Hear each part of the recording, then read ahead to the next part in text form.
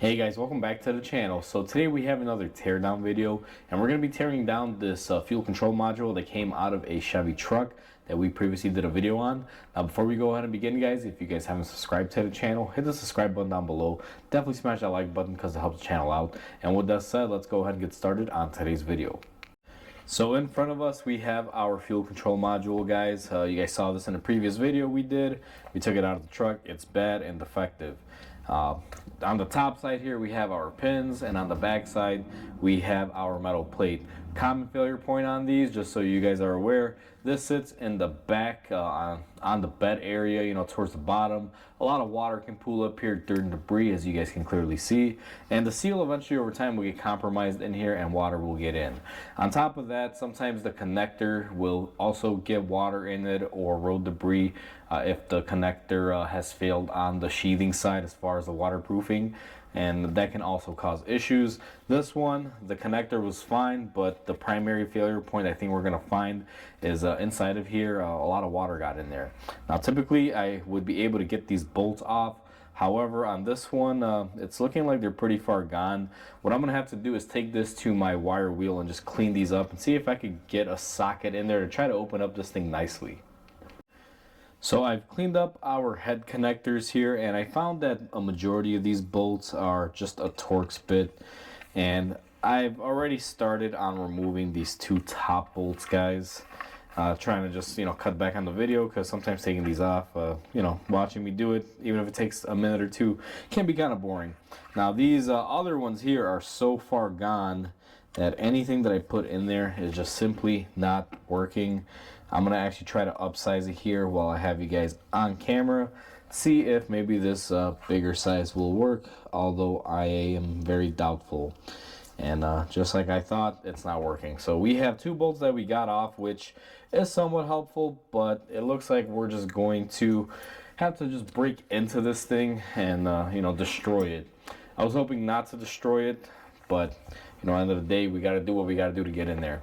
So what I'm going to do is grab a flathead on the side where we removed the two bolts, see if we can just pry up on this cover, see if there's any points where we can just kind of peel it back and get her opened up. Now there will be some sealant on here, so don't expect this to just fly open for you. It will be kind of tough, and I think my best bet would be to grind off these bolt heads. So I'm gonna take my die grinder. I'm just probably just grind off these bolt heads so we can just open it up easily.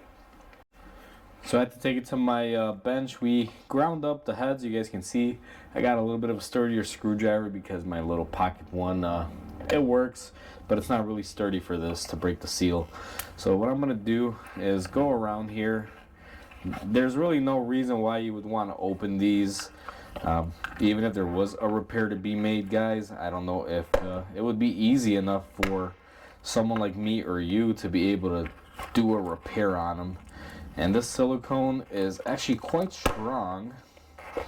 I'm gonna have to go along the perimeter here and just work it out just by applying some pressure. Nice and easy, just like so. And this is the part of these that typically gets compromised and why they tend to fail, because sometimes the silicone or whatever glue process they use will go bad over time. Now I'm probably gonna cut the camera off because I know this is gonna take a while. I'm gonna have to peel this thing like an onion, so let me go ahead and cut it off right here. In the next clip we are going to open it up, or have it opened up hopefully. Now actually, let me see a little more here. Yeah, you know what, guys, let me get this cracked open and I'll be right back with you guys.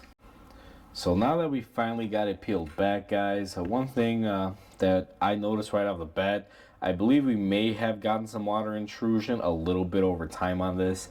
If we look at the case, you can see the discoloration in the corners where the bolts are, especially here. I believe this seal might have gotten eaten away at some point in time, because if you look at the board here as well, you will notice that we have some yellowing around here, but I don't really see too much going on here with the board. Now these can fail in a couple of ways. Typically what will happen is the logic can fail on them. I've seen that happen before. Not very common, but it's a good probability or possibility, we could say. Another thing would be water intrusion. The seal can go bad, cause water to go in here. Sometimes this little plug here that we have on the back side will also let water come in. This is meant to be as a valve to, release any air that might be in it from overpressurization, because it has to breathe, and sometimes these do suck in water, so it's a possibility that water can get into those two spots. Now, looking at our board overall, I don't really see anything of that nature, so I'm gonna have to assume the third cause of failure on this is some sort of overheating by one of these chips. Now, this has microprocessors in here.